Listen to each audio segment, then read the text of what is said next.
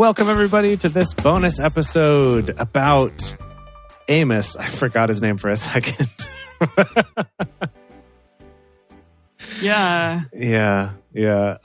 For Amos. So we actually have 2 episodes of Amos, and so we get to do a bonus where we talk about him and explore this man a little bit more. Explore. Yeah, so I'm just going to give you a little bit of information, kind of continuing what we talked about at the beginning of the episode about the book of Amos, about Amos the dude, and kind of the time in which he lived and his influence on other prophets. And then Emily is going to talk to us a little bit about men and their dads sleeping with the same woman and cushions. And that one too. Both of those. Yay. And then Dedeker, what are you talking to us about? Burning bones. Oh, yeah. I'm the most metal of all of us. Oh, I love that. So metal. It fits with my Nordic beer that I was drinking today. Jump in the mosh pit and, find out for yourself. Okay, all right. Let me tell you a little bit about Amos. So as I mentioned in the episode, he lived and was active around 750 BCE. So his book is the earliest of all the prophetic books. And I mentioned before that he was a contemporary of Hosea and of Isaiah, but he was older than them. Oh. So they overlapped, but he was even a little bit older. And interestingly, I found out that some of his writing or things that he said or certain phrasing was actually suspected to have influenced Hosea, but it's definitely seen influencing Isaiah. Huh. That it's they were aware of him and his works and kind of directly echoed certain sentiments or certain turns of phrase or stuff that he used. So that I thought was pretty interesting, that he really was the trendsetter that we joked about him being. Quite. And he really, truly did set up a lot of that. One of the things that came up in looking into this is that his kind of theme is about justice, and part of it being that Israel is not treated differently than the other nations. Okay. And another part is that he was one of the more monotheistic of the prophets in terms of... Some of them weren't? He never mentions the existence of another God. Got it. No, just that he never even acknowledges they exist. Wow. Versus there are other gods, but ours is the best. He just never even talks about it. He's no, there's none. Which is interesting when we noticed that he didn't talk about the sex and religion shrines, or when he talked about all the bad things people were doing, it wasn't to Baal or to Asherah or whatever. It was just, they're doing these bad things. It's he kind of ignored the existence of other gods, which is kind of interesting and different from the other prophets that we've read so far. Yeah. But he was very into this whole thing of justice and concern for the disadvantaged. And we saw that a few times in the book where he talked about, that you're taxing people, or you're taking advantage of people who are poor, or you're selling the needy to buy new shoes, or you're using the stuff that you've confiscated from them. Right, exactly. And the stuff that we read briefly where he was kind of mocking their sacrifices and stuff, I think we might get more of that next week. But kind of the idea is, I guess one of the sort of takeaways from Amos is that his thing was ritual doesn't take the place of doing what's right. And so you can't just do sacrifices and then get away with doing bad stuff. So it's kind of his thing. So I'm all right, that's actually kind of cool. Kind of a cool message where it's yeah, okay, you can't just donate money to charity and get away with doing bad things, right? It doesn't excuse that. I thought was interesting. I also found out that in the Catholic Church, Amos's day is March 31st. Oh, which coming up soon is the day before this bonus episode came out. So this was yesterday as of when this bonus comes out, and it's next week from when we're recording it. But so cool. I think it's okay to celebrate a day late, have a party for Amos's day, have a drink for Amos's day. Yay. The fun coincidence that worked out to be right in between. And then one last thing I saw is that earthquake has been verified by geologists and things archaeologists and stuff, that they have found that there was an earthquake during the reign of Uzziah, that there does seem to be some evidence of like broken stone buildings and structures and stuff like that from around this time. And that it gets mentioned in other prophets and stuff, even hundreds of years later. So it was a big deal. They say that it was at least magnitude 7.8, but was likely an 8.2. Whoa, so like gosh. pretty significant. Okay, so you would remember it. Yeah. So everyone knew about this for hundreds Yeah, of years after the time. fact. Yeah. Wow. Yeah. Goodness. Wow. Okay. All right. Tell me about cushions. Boy, oh boy. Yeah, well, I've got two things. So these come from Amos 2:7 and then also 3:12. So in 2:7 specifically, they had this really weird thing that we were like, what is this about? Regarding a man and his father will go unto the same maid Yes. to profane my holy name. And we were like, whoa, what does this mean? So, okay. It says that they will be guilty of such uncleanliness to have and enjoy the same harlot. And multiple places where I looked at this talked about like the same maid, that it was essentially like a prostitute or a Like harlot. a temple prostitute. Sure. Yeah. Something along those lines, which to me, I mean, it doesn't say that. It could be anyone, right? But that's what people thought, that it was definitely a prostitute of sorts. So I wonder how they got to that. I know. I don't know either, but that's what they figure that it is. All of like Bible study tools and et cetera, et cetera. Some of the other verses right around that one were talking about ways that they were like worshiping badly by like offering leavened bread and stuff like that. So maybe it's like in that context that this also would have happened in a temple. Yeah. And therefore temple prostitute. I wonder. Yeah, I have no idea. I mean, sure, that's true. But they also say that it could be potentially incest and that a son would lie with his father's wife and the father lie with the son's wife. Ew. Don't I feel like that. I feel like that just feels like something Eugene would add in to just sort of like make it seem more bad. And it's funny. Without any evidence to support it. Sorry, what? No, sure.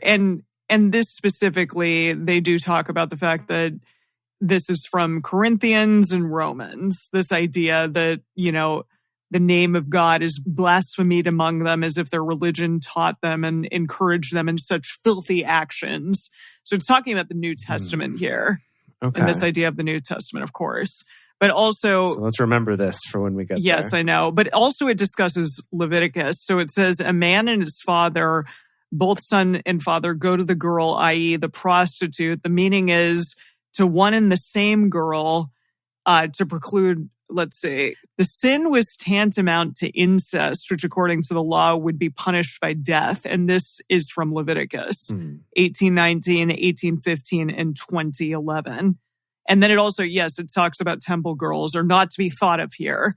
So that's interesting. Don't even think about it. Don't even go there. Don't think about, yeah. We know how you get when you think about them. Don't even do it. Jeez. The profanation of the name of God by such conduct as this does not indicate prostitution in the temple itself, such as which was required by the worship of Baal and Asherah, but consisted of a daring contempt of commandments of God. So, I don't know. Okay, all right, yeah. There's a lot of potentials here. But yeah, it came up, I guess, in Leviticus and also in the New Testament. But we always have to side-eye the New Testament because we're not there yet. And we're not looking at it necessarily from that. I mean, whatever. We'll get there. We'll talk about it then. Yes. So I think, object lesson is not exactly what it was, but they're essentially saying, like, this is bad. Don't do this. And this is why you're going to get punished. Yeah, sons and fathers shouldn't be having sex with the same lady. Okay? Yeah, hire different prostitutes, please. Yes, please. Not the same one. Don't, do it on the same night or whatever. Okay. So Amos 3:12. Dedicus' face is so pained by this. So Amos 3:12, we were talking about this shepherd taking out of the mouth of the lion. Oh yeah, the two leggies. Oh right, I blocked that one from my memory. Yes. So shall the children of Israel be taken out in the corner of the bed, and they talk about cushions and all this stuff. Right. So this is interesting. This is from studylight.org, and it says, as the corner is the most honorable place in the East, and the couch in the corner of the room is the place of the greatest distinction. So the words in the text may mean that even the metropolitan cities, which are in the corner in the most honorable place of the land, whether Samaria or Israel or Damascus and Syria, shall not escape these judgments. And if any of the distinguished persons who dwell in them escape, it must be with great difficulty, as the fragments above mentioned have been recovered from a lion. So it is saying the passage is obscure. But yeah, that's interesting. So basically saying that, like, no matter who you are, how awesome you are, if you sit on these awesome cushions or not, you're not going to escape the wrath of God. Okay. Got it? Okay. So Okay. I'm pretty sure All that right. that's what they're getting at here. It's just funny that they always have to use like this interesting language, but whatever works for them. So yeah. Okay, you want to find out about burning bones? Always. Yeah. Burning bones into lime? Yeah. Ooh, wait, yeah, okay, yeah, is that even possible? It's ancient technology, actually. Oh, okay. Basically, anything that's been around for a while, such as bones, they've been around for quite a while. I don't know if you've These noticed. bones. They're old tech. Mm-hmm. You know what? Sometimes just the course of technology fascinates me, right? Like, who figured out soap making? It's such an elaborate process, and it involved a lot of experimentation. If someone's like, what happens if I submerge this in water for, let's say, 24 hours? What happens if I take this thing and toss it into a fire? Just human curiosity, right? So burning bones is one method of producing lime. Oh, okay. And if you don't know, lime, that's a mineral that is used for all kinds of things. Burning bones is not the only source of getting lime, but lime is used for usually like building materials, so like creating cement and mortar. That was probably some of the like earliest limestone. use. Yes. Okay. Using it for refinement or for wastewater treatment, for instance, or using it in metallurgy as well. Oh. So lime's used for all kinds of stuff. Now, I did not know that the reason why bone china is called bone china is because the raw material for it is bone ash. Whoa. Wow. I know. Burned from animal bones. Now, Gosh. And is that lime? Is bone ash lime? Or are they different? well, I mean, on this drunk geology study or whatever. Okay. to answer that question, I would have to go, have to turn it into drunk chemistry study. Okay. And yeah, I yeah, do yeah. not have my PhD in drunk chemistry, so it would be a little bit hard. But well, Yeah, that's all okay. right. yeah. Now, here's where I got sidetracked and distracted away from probably being able to answer more of your questions about what lime is and what it could be. So I found this section in the Wikipedia page for bone ash that talked about the fact that specifically burnt bones have been recovered in a bunch of different archaeological sites from ancient Greece. I guess that makes sense. People are burning each other. Jeez, Emily. Well, I don't know. I mean, Well, particularly where they think Probably. that this was probably part of ritual sacrifice, specifically. Oh, And now okay. I see. this line. So this particular line, so some scholars have attributed these altars to. Now, I'm going to say this word the way that it looks, which I learned is not the correct pronunciation, but I'm just going to say it how it looks, which is Chthonian rituals, but this is disputed. And it's spelled Chthonian. And so, of course, I'm like, Cthulhu? Are we talking about Cthulhu? Okay. Cool. Duff. I like that. So I learned Yeah. it's actually pronounced Chthonian. The CH is silent. what? Chthonic or Chthonian. And the simplest way I can explain it is that chthonic is sort of the opposite of Olympic. So it's kind of this idea that in the Greek pantheon, there's the Olympic gods who are the gods who live on Mount Olympus in the sky. Olympus. Yeah. Okay. And then there's the chthonic gods who live in the earth or on the earth. Huh. So for Oh. instance, Okay. Hades and Persephone and different agricultural gods as well in the Greek pantheon are considered chthonic, and that there may have been specifically more rituals that had to do with burning animal bones that were part of sacrifices on altars to the chthonic gods. So that's a little piece of trivia that's just a complete tangent away from what we were talking about, but I find it interesting. Now you can whip that out at your next cocktail party to alienate everyone around you. Beautiful. the chthonic. Could you Chthonic. give me an example of how I might whip that out in cocktail party conversation? Did you know that a chthonic god is this? I didn't even know there was a chthonic god. I feel like you got to be more pretentious somehow. Yeah, like, oh, that's so chthonic of you. Well, the chthonic gods would say. No, I think this mushroom pate hors d'oeuvre, like I really love, like it's so earthy, almost chthonic, I would say, in its bouquet. Oh, that's good. That's good. And no one will stop you. No one will dare to ask. Yeah, they'll just be like, oh gosh, I'm not as smart as this person. Indeed. That's what I got. Wow. It's beautiful. So I have one last treat for you. Oh. And it's not even like a delicious treat. It's more of like a mushroom pate. Yeah, like a mushroom pate. Yeah. And that's about the whole thing of the 3 transgressions. Yes. Oh, I mean 4. 4 transgressions. Yes. So I looked. Yeah, what the heck was that? Yeah, I looked for answers on this from our good friends at Bible Hermeneutics, the Hermeneutics Stack Exchange. Mm-hmm. And apparently this pattern, which like the technical term amongst Bible scholarly type people, is they call this the n+1 pattern. Oh. Whereas, n is it some was number. Like calculus all along. Exactly. It truly was. Is that you get a number, and then right after that, you get that number +1. And usually that number is 3 and then 4, or it's 7 and then 8.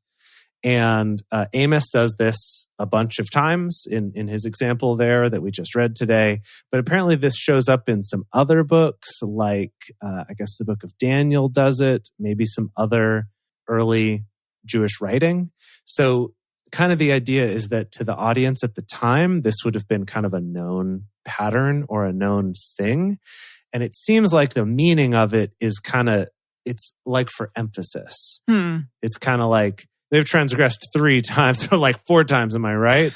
It's kind of this just like saying it's like not just have they done it 3 times, which is a complete number. They've done it 4 times, which is an extravagant number. Okay. It's like over the top. And so it's just kind of emphasizing how many times they've trespassed, or saying that they've done it 3 times and like we all know they're going to do it again. Come on. This is like that kind of a vibe. Is sort of what all that's about. Interesting. That's cute. And now I do have one last fun thing to leave you with. Oh, okay. Even one more. And I'm going to leave this at the end because you'll want to take some time, listeners, to enjoy this. Goodness. And this is a website called hypertextbible.org. And the kind of tagline for this is a Bible commentary for like the modern era. And this is one of the best examples I've seen in a long time of a Web 1.0 style website where there's iframes in different parts, all like really intense colors. Oh, no. Lots of hyperlinks all over the place. And then get this, every 15 minutes when you're on the site, it will take you to an ad page that's saying, hey, this site's available for free, but you see this ad every 15 minutes. But the ad is prompting you to buy this website on a CD-ROM. What? So that you don't look at the ads and you support the show. It's just like, or support the site. No. Like, that is amazing. It's like we're in a... That is amazing. We're in like a... we stepped in through the time tunnel. Oh, no. We're in the late 90s Let's do now. The time warp again.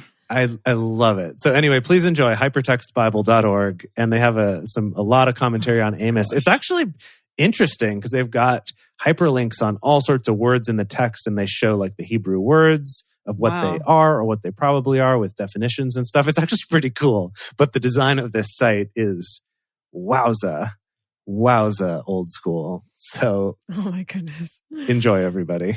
Wow. Well, thank you all so much. That's, just some fun times. It's fun also to be back here and doing a more full-length bonus episode for you all. Next week, we will be having a quiz because that's the end of Amos yet again. Mm-hmm. And we're looking forward to it. So we'll see you all then. Thanks so much.